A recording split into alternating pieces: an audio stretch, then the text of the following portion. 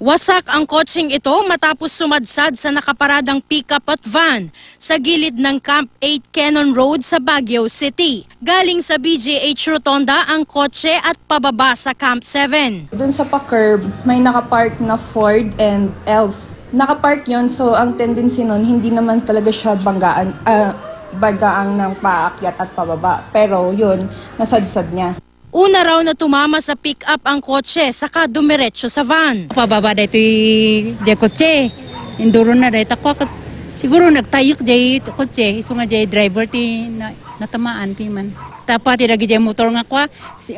Nga linabasa na jay nga to. Talagang nagpartak.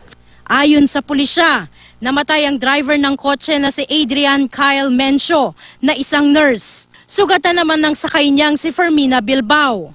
Tumangging magbigay ng pahayag ang kaanak ng biktima.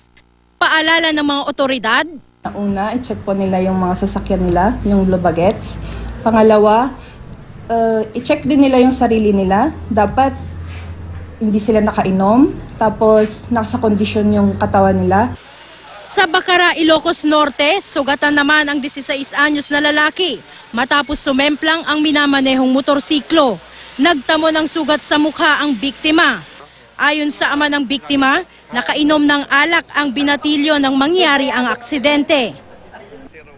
Sugatan din ang dalawang lalaking magkaangkas sa motorsiklo sa Naga City sa Camarines Sur matapos bumangga sa tricycle. Parehong walang helmet ang dalawang biktima. Ayon sa ilang saksi, tila lasing ang dalawang rider. Mabilis pa raw ang patakbo ng mga ito sa motor.